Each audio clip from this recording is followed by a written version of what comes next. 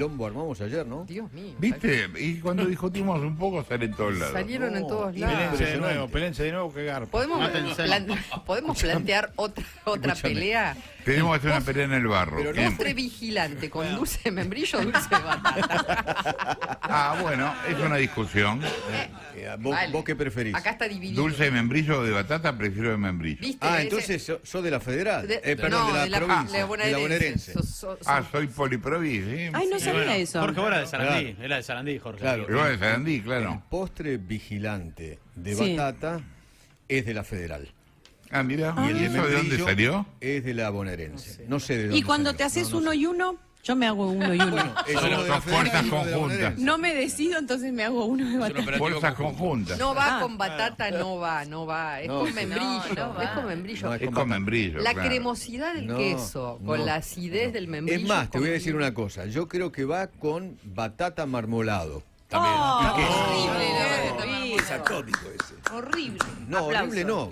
¿Cómo horrible? El marmolado tiene chocolate. Qué rico. Espectacular. Es espectacular. No. ¿Cómo no? Se armó la guerra. dice no? ¿Quién dice no? Era negra. No, yo aplaudí Buflet. al marmolado. Bufflet, no, bufflet. no. Bufflet es la contrera, es una Membrillo. contrera. Sí, que es terrible. Es increíble. Es tremendo. Escuchame, el título de La Nación era La nata cruzó a Feynman. Tomá. Te crucé. Me cruzó. Sí, la gente puede discutir. Es Pero increíble, además ¿no? no fue Cuando una te pones a discusión. Es lo discutir. interesante de dos personas inteligentes hablando. Pero escuchame una cosa, Jorge, no discutimos. Es que aparte no discutimos, cada uno dijo lo que pensaba. y listo. No fue una discusión, no fue un entrecruzamiento. No, pero aunque lo hubiera sido, que hubiera sido discusión, está buena. Está bueno. Sí, sí. Pantaletas rojas para la nata. Pantaletas azules para Feynman. Pasamos con los cartelitos. Aguante Rocky. Y las chicas pasan con los carteles. Claro. Las porristas. Claro. Porro. No. Porro no. No, porro no, que Eduardo no quiere. El Porro chan- no, que Feynman se pone en... No, me pongo loco, Me pongo loco. Bueno, ¿qué onda? Bien, qué sé yo, hoy va a haber el Cristina Palusa, hoy a la tarde. Claro. Así que, qué sé yo, interesante, qué sé yo. No sé si es con paraguas o no, con galocha o no, qué sé yo, por ahora. Es más épico sin paraguas. Y es ¿no? más épico sin Más paraguas, épico, claro. Más épico va a ser con mucho paraguas y mucha lluvia, Claro, claro. ¿cierto? Y ella hablando debajo de ese techo, ¿no? Que Claro. Y con la vocecita que Todos se le va. mojándose, menos ella. menos ella, ¿no? Hablando de su tema preferido, ella misma. Más o menos, sí, más o menos. No, Se pusieron el escenario para achicar un poco la plaza, ¿no? no, para tapar la casa de gobierno.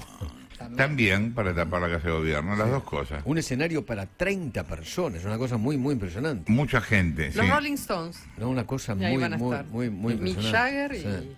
Ayer, porque no, decían que iban a poner 250.000 personas. No entran, porque entran a Cococho, No, una ayer, de otra. escucha. Mínimo 300.000. No entran, Eduardo. Máximo, esperá. Ayer en un canal de televisión hablaban de 1 millón de personas.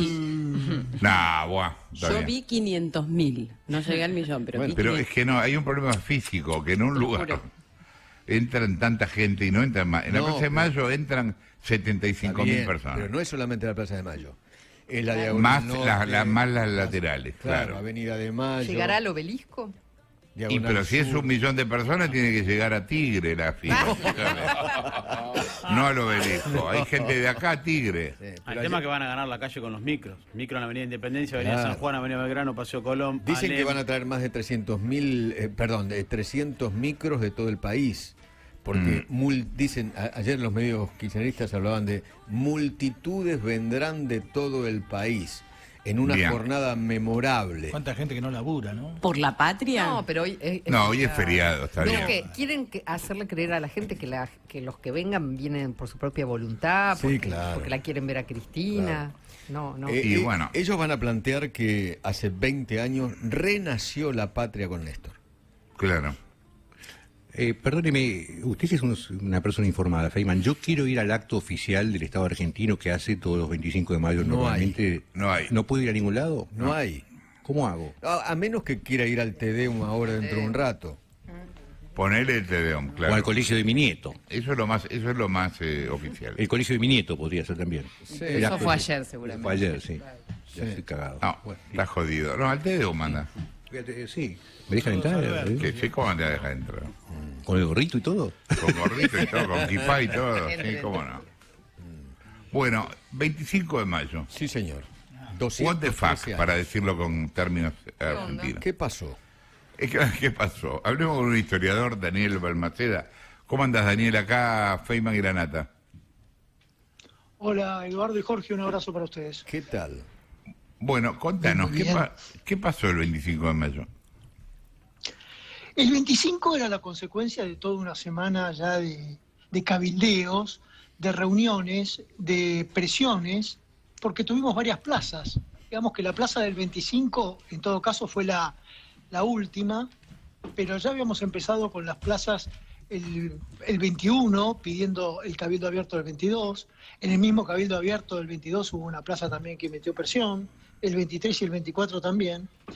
Y por fin, luego de que se haya decidido por una junta que mantenía al virrey en el poder, esa junta duró menos de un día, esa junta fue la junta del 24, y entonces en la plaza del 25 lo que se ejerció es un poco de presión para que los integrantes del cabildo, que eran los que tenían que tomar la decisión, dieran de baja esa primera junta y nombraran la que nosotros conocemos, con integrantes de todos los niveles, porque había un sacerdote, había comerciantes, había abogados, había militares, como que todos los aspectos de la sociedad estaban involucrados en este nuevo paso que daba la patria, o en este primer paso que daba la patria.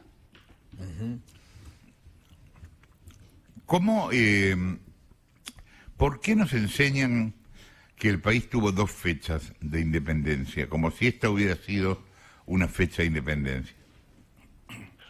Eso es bastante particular, no es común que los países tengan 2 fechas. No, también tenemos como es el 2 caso de fundaciones. nosotros. Perdón, Daniel, también tenemos 2 fundaciones, que eso es rarísimo, ¿no? Nada se funda 2 veces. Claro. Bueno, es que nosotros con una sola no nos alcanza, obviamente. Necesitamos, ¿no? Y entonces, en el caso del 25 de mayo, bueno, fue una fecha fundamental. El tema es que la independencia del 16 terminó el proceso que se había iniciado en mayo del 10. Vamos a separar. En mayo del 10 lo que tuvimos fue autonomía. A partir del 25 de mayo de 1810, nosotros pasamos a tener un gobierno autónomo. Ya España no nos imponía un gobernante. Y recién en el 16 obtuvimos lo que es la soberanía nacional, y empezamos a ser un país completamente independiente, porque durante esos 6 años todavía estábamos de alguna manera ligados a la suerte del Reino de España. Pero igualmente en 1810 se creó la primera junta, que fue la primera junta de gobierno. Exacto, de un gobierno local, de gobierno de Buenos Aires. De Buenos Aires solamente, ok. Era solo Buenos Aires, por eso el 16 es una fecha un poco más federal. Claro. Pero en términos de estudio, siempre nos resultó mucho más fácil entender el 25 de mayo, porque además eran 9 personas, no eran los 20 y pico de congresales, fue en una semana, el Congreso duró varios meses, así que siempre nos resultó mucho más fácil entender el proceso del 18 de mayo al 25 que lo que significó algo tan abstracto como la independencia en 1816. A mí en la Facultad de Derecho me lo enseñaron de esta manera, que el 25 de mayo de 1810 fue la independencia de hecho, y que en el 16 fue la independencia de derecho, cuando pusieron la firma, firmaron un acta, hicieron un acta, firmaron el acta, o fue de esa manera, te lo explican. Bueno, por supuesto, en el 16 es indudable que nosotros logramos la independencia de derecho. Ahora, pensar en el 25, o vamos a hablar de la semana siguiente, el 26, 27 de mayo, como días en los que nosotros ya nos veíamos como independientes, estábamos muy lejos. Recién estábamos tratando de que los chasquis fueran a avisarle a las demás provincias una decisión que habíamos tomado en forma unilateral, pero considerando la urgencia de los casos, y siempre gobernamos en nombre de la soberanía de Fernando VII. Es decir, la famosa primera junta se llamó Junta Provisional Gubernativa a nombre de la soberanía del señor don Fernando VII. Sí. Menos mal que en la estación de subte le pusieron nada más que primera junta. Pero éramos como teníamos una soga de dependencia, y eso recién se pudo ir resolviendo con el transcurso de los años. Ahora, muy impresionante, porque ya en los primeros momentos del nacimiento de nuestra patria aparecía una grieta, ¿no? Morenistas y saavedristas.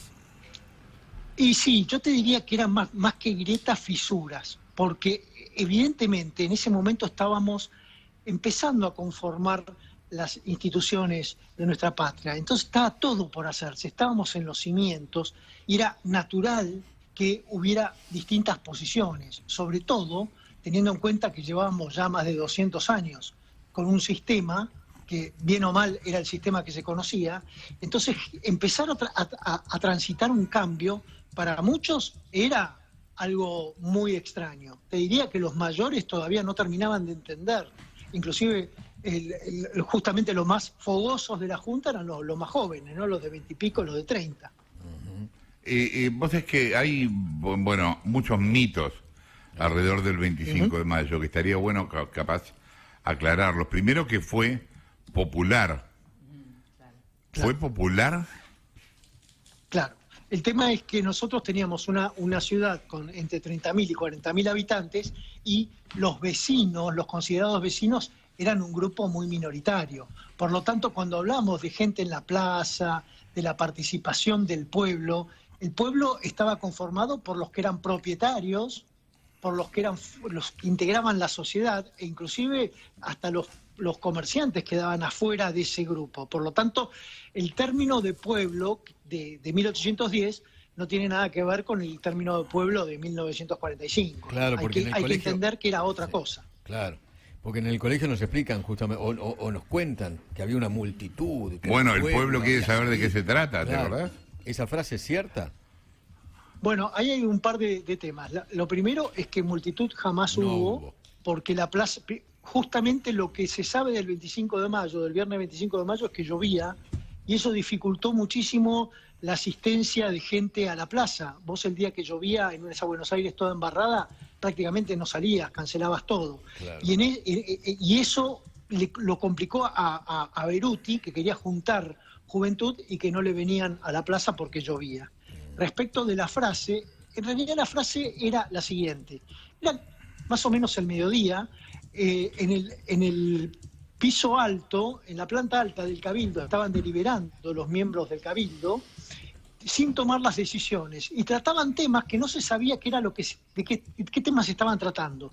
Y entonces, desde abajo, con lluvia y frío, algunos gritaban: el pueblo quiere saber qué se trata. El pueblo quiere saber qué se trata, no de qué se trata. ¿Qué tema están tratando ahí arriba? ¿Qué temas se tratan? Y finalmente le metieron un poco más de presión, y por eso a las 2 de la tarde ya se tomó la decisión de la primera junta, y aún así, con lluvia y todo, pudieron los miembros del Cabildo salir al balcón, los miembros de la primera junta salir al balcón del Cabildo, dar unas palabras. Saavedra dijo unas palabras, y después se fueron al fuerte, cruzaron las dos plazas para irse hasta el fuerte, porque la primera junta gobernaba desde el fuerte, ¿no? Escuchame una cosa, o sea, ¿fue Saavedra el vocero?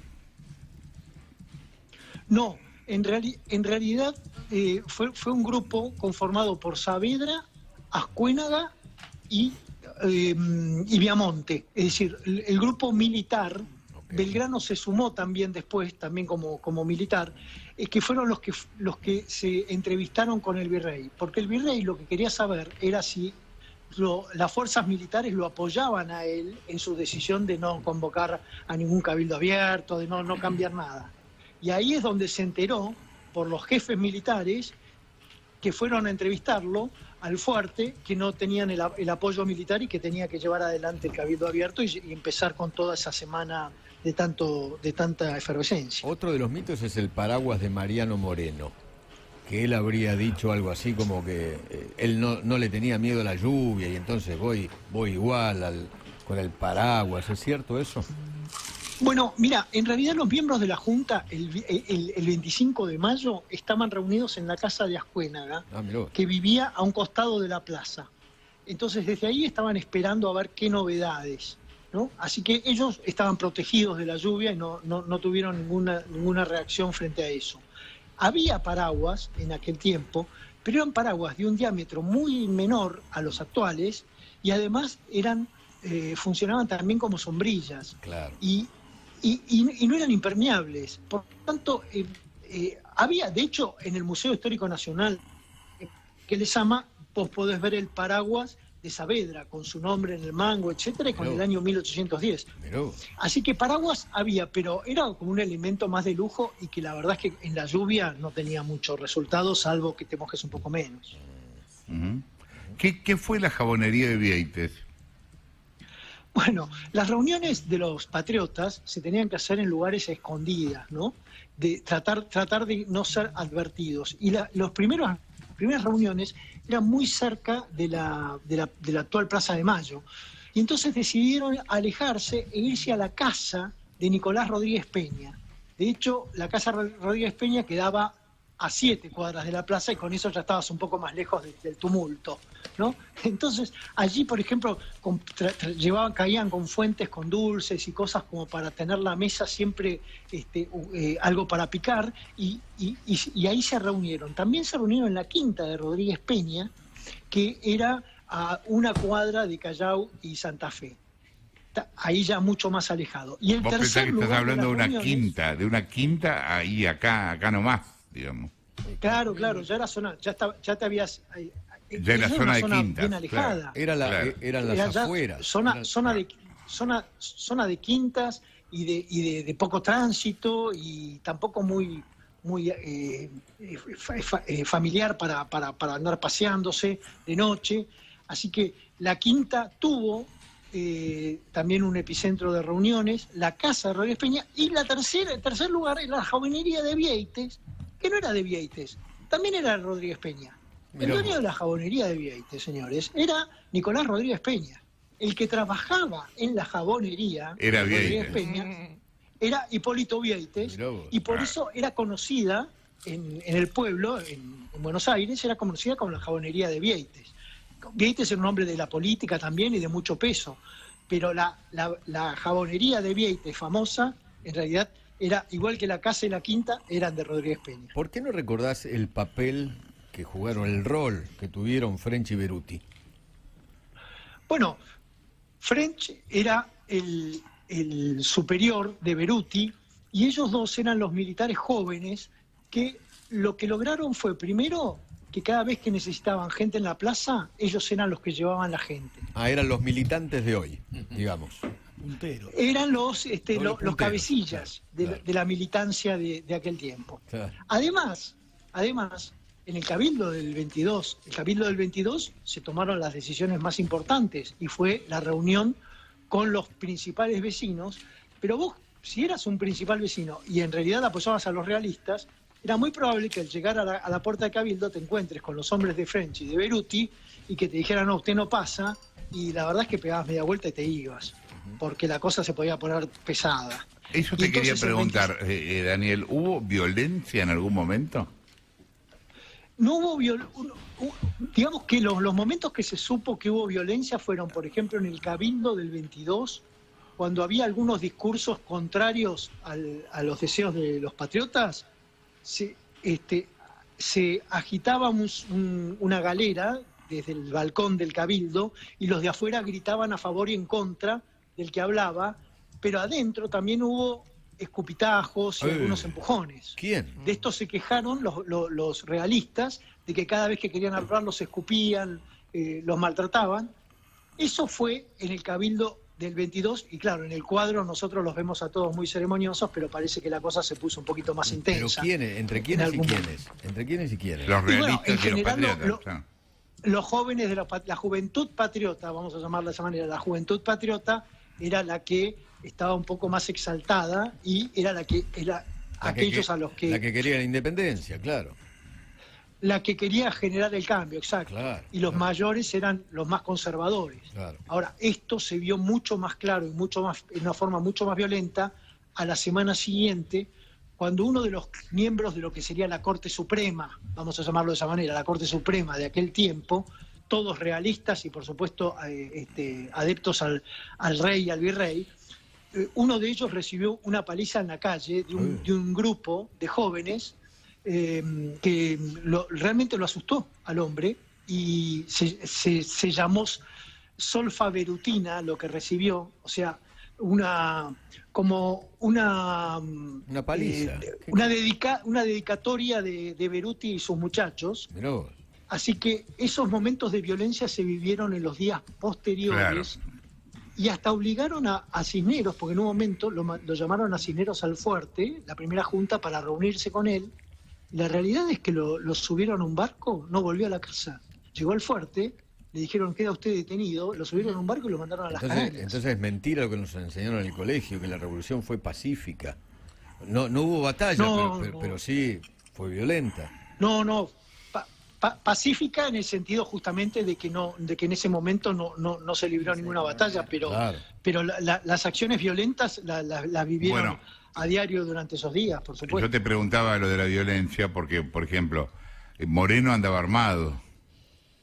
Sí, Moreno, un personaje. Moreno era el que hacía, el que más trabajaba, el que hacía las horas extras en la Junta era Moreno. Entonces, todos a las 4 de la tarde, más o menos 4 o 5 de la tarde, vos te ibas a tu casa, ya te terminaste la jornada. Moreno se quedaba hasta las 8 o 9 de la noche, con lo que tenía que, él vivía del otro lado, él estaba en el fuerte y tenía que cruzar las dos plazas, y tenía que cruzar la Recoba, que era como a la noche cruzar la Recoba, era como cruzar un puente de la Panamericana a las 4 de la mañana caminando. Bueno, entonces, Moreno salía del fuerte y además era una persona que tenía su vida en peligro por las decisiones que tomaba. Se ponía un hábito de franciscano, con una capucha, caminaba con las manos en los bolsillos, y en los bolsillos llevaba pistolas por si alguien lo agredía. Pero obviamente a un franciscano, ¿qué le vas a robar? Un escarbadiente. Claro. Así que nunca lo atacaban, y en todo caso pasaban y decían buenas noches, padre, y él movía la cabeza saludando así y seguía caminando. ¿Era una cara conocida Moreno en esa época? Bueno, en general eran todos conocidos, y sin embargo Moreno no formaba parte del grupo de los 9 integrantes de la... No era tan conocido del resto, porque Belgrano y Castelli se conocían muchísimo, claro. Alberti se conocía muchísimo con Mateo, con Larrea, Saavedra con Belgrano, etcétera. Y ahí Moreno estaba como un poco aparte de todo ese grupo, primero porque había llegado no hacía mucho tiempo del Alto Perú, no tenía mucha actividad pública, era el abogado de Martín de Álzaga, así que no tenía tanta trascendencia. Igual pensemos que en esa época que alguien fuera conocido era casi imposible, eran conocidos en su círculo, pero no había fotografía. Como mucho podía haber un cuadro del tipo, pero... Digo, conocido, digamos, en la élite. Ni siquiera, claro. Dice Jorge. No. Vos, los que conocías eran los que iban a las misas que vos ibas y a las tertulias que vos ibas. Claro. Y Moreno no era tampoco muy sociable en ese sentido. Así que no era una figurita conocida. Y además vos fijate esto que planteamos. Moreno, en realidad, comenzó su actividad pública el 25 de mayo de 1810 y murió en marzo de 1811. Sí, claro. Qué poco tiempo público tuvo Moreno en la historia argentina y cuánto lo conocemos.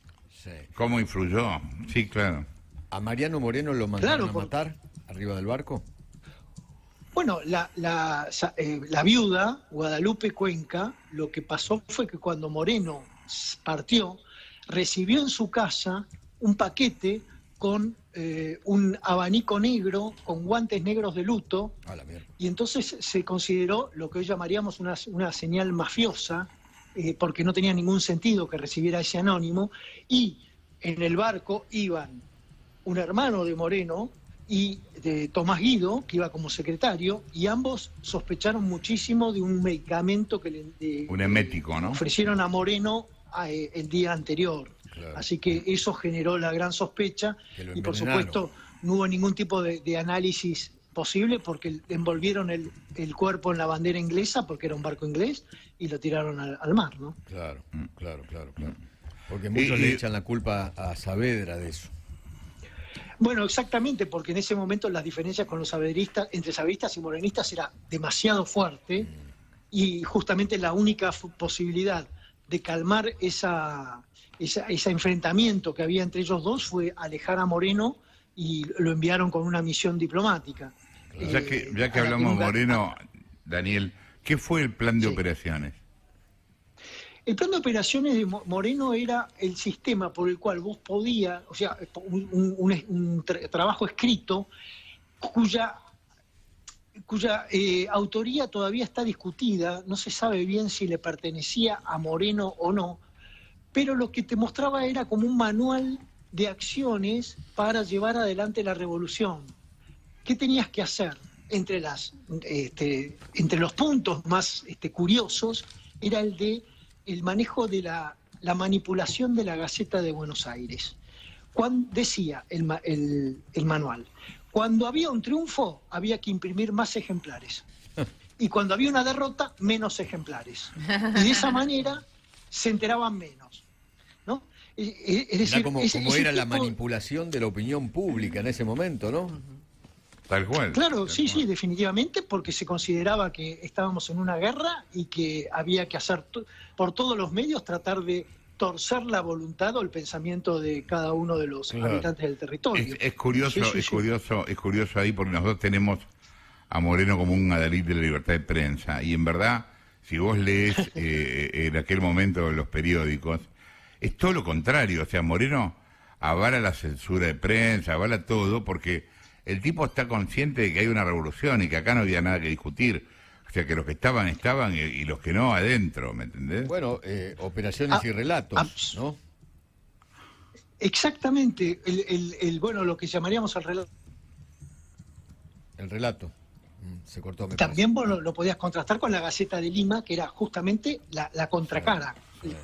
Totalmente la contracara. Pero pensar en libertad de prensa en 1810 es muy romántico, pero no pasa de ahí, ¿no? Vos sabés que me acuerdo que una vez Cristina habló de Moreno y es uno de sus preferidos siempre en la historia. Belgrano y Moreno. Sí, yo te diría Belgrano, Moreno, en alguna medida también lo fue Sarmiento en algún momento, pero Moreno y Belgrano particularmente, y Belgrano desde la óptica del abogado, algo muy curioso, civil, porque Belgrano no fue, Belgrano era economista, Belgrano se recibió de abogado, pero no ejerció el derecho, ejerció la economía. Durante 13 años, antes de la Revolución de Mayo, fue economista en el Río de la Plata, no abogado. Así que ahí se le debe muchísimo a Belgrano por la economía, por sus intervenciones en el campo de la economía, inclusive después de 1810, y ha quedado marcado como abogado porque Castelli, su primo, era abogado, porque tal y tal otro, pero por eso llama la atención que si los estudiosos de Belgrano lo sigan colocando ya etiquetándolo como un gran abogado, que no lo fue. No, yo me imagino que Cristina lo reivindica por ser el prócer civil, de algún modo, más allá de que Belgrano fue militar a la fuerza. Porque era uno de los patriotas, no era uno de los realistas. Yo creo que debe ser por eso. Claro, pero claro, a diferencia de Ascuena, a diferencia de Saavedra, era del grupo de los civiles de la primera junta. Sin embargo, todos ellos terminaron en la carrera de las armas. Y Belgrano, digamos, los 10 años que transcurrieron desde el 25 de mayo de 1810 hasta que murió el 20 de junio de 1820, la mayoría de ese tiempo actuó como militar. A regañadientes, porque no quería. Exactamente, porque a él le hubiera... Él era una persona que tenía toda la vida resuelta. Un cargo administrativo, un sueldo espectacular, dedicarse a lo que él le gustaba, que era la economía. Y sin embargo, las urgencias de la patria lo llevaron para otro lado y ahí le puso el hombro, ¿no? Entonces, eso es algo que tenemos que valorar muchísimo por encima de de cualquier político de la actualidad, ¿no? Belgrano es un ejemplo que trasciende a todos nosotros. Como historiador, ¿cómo te cae esta frase del kirchnerismo del día de hoy? Hace 20 años renacía la patria con Néstor. Bueno, está ya muy marcada la parcialidad de la frase, porque justamente la historia necesita de una temporalidad mayor que 20 años para poder determinar los hechos históricos con cierta objetividad.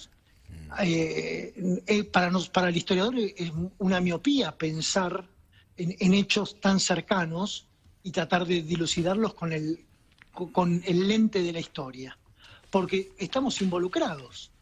Entonces a nosotros nos va a costar mucho. Por eso siempre se dice que en la historia tienen que pasar unos 50 años por lo menos, para poder medir con cierta objetividad los hechos. Y te diría que no sé si 50 alcanzan, pero es verdad que hechos de hace 20 años vamos a estar opinando todos con una miopía que no va a favorecer a hallar la verdad de los hechos, sino que nos vamos a estar peleando entre nosotros porque uno vio una cosa y otro vio otra.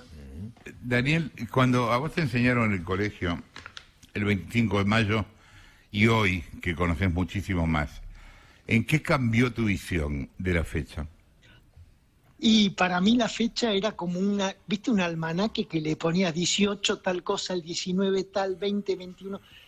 Y cuando te das cuenta todas las cosas que pasaron, las reuniones, las señoras, a Casilde Garzábal de Rodríguez Peña embarazada, con Saturnina Otárola de Saavedra también embarazada y Carmen Chavarría de Viamonte también embarazada, las tres chicas andando de acá para allá con mensajes entre unas casas y las otras, cuando ves a Belgrano tirado en un sillón preocupadísimo el 24 de mayo porque no se resolvían las cosas y de repente pega un salto y pega un puñetazo en la mesa, empujando las decisiones que había que tomar, empieza ese almanaque empieza a tener vida y empieza a ser como una historia que a uno le gusta transitar, como viajar en el tiempo y meterse a caminar entre ellos y a comprenderlos. Te diría, y esto permítanme porque me alejo un poquito del tema, pero a espaldas del Cabildo, vamos a pararnos y a mirar al balcón del Cabildo. Ahí está Saavedra, están los muchachos, ¿no? A nuestras espaldas están vendiendo gallinas, están vendiendo carne, están vendiendo huevos, pasa el vendedor de aceitunas.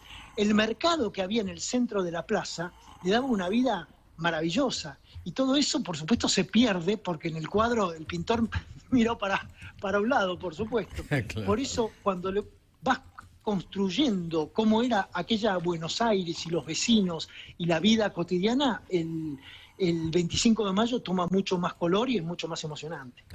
Muy bueno. Gracias, viejo, por la comunicación. Un abrazo. Chao, Dani. Un abrazo grande. Daniel Balmaceda, señores. Sí, hoy historiador. Hoy también, Jorge, estamos celebrando 50 años de la llegada del tío Cámpora al poder, ¿no? Uy, el tío. El tío, ¿eh? El dentista de San Andrés de Giles, como le decía a la prensa. Ahí comenzó una época dramática, y con mucha sangre en la República Argentina. Eso sí, también hay que recordarlo, ¿eh? Un día como hoy, del año 73.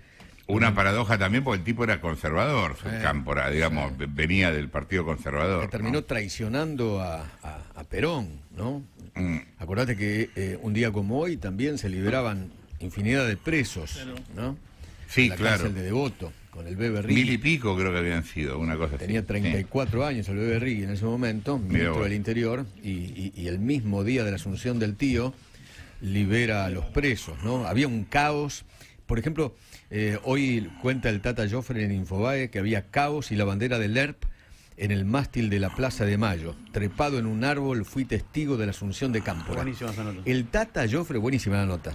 Están bien las notas de Tata, están muy bien. Estaba ahí. Porque él estaba ahí trepado en un árbol. Claro. ¿Vos estabas ahí también? No, yo estaba en Devoto, yo fui acompañando a mi ex mujer, que era médica, a una carpa donde atendíamos, porque había gente que se descomponía, y ella atendía a mucha gente que salía de ahí, algunos de la cárcel, otros que estaban ahí en la multitud, así que yo lo vi parcialmente porque estaba ayudando dentro de una carpa a mi ex mujer, a la gente que se enfermaba, digamos, ¿no? Estuve ahí, era un quilombo infernal, eso te quiero decir. ¿Y en el 25 de mayo dónde estabas? El 25 de mayo, ¿dónde estaba? Cuando Beruti hacía esas cosas, Sí. No. yo estaba vendiendo arenques a 6 cuadras de ahí. ¿Quién pensás que le vendió las escarapelas? Claro, es cierto. No, ese fue un competidor mío, me cagó, ganó él. Qué bárbaro. Bueno, me voy para la plaza después del programa. ¿En serio Nos vemos vas? ahí. No, que voy ahí, boludo. Pero por supuesto. Nos encontramos ahí, si querés. Bueno, en el Cristina Palusa. En el Cristina, vamos a Cristina Parusa, tengo la pulserita para poder entrar. Dale, chao.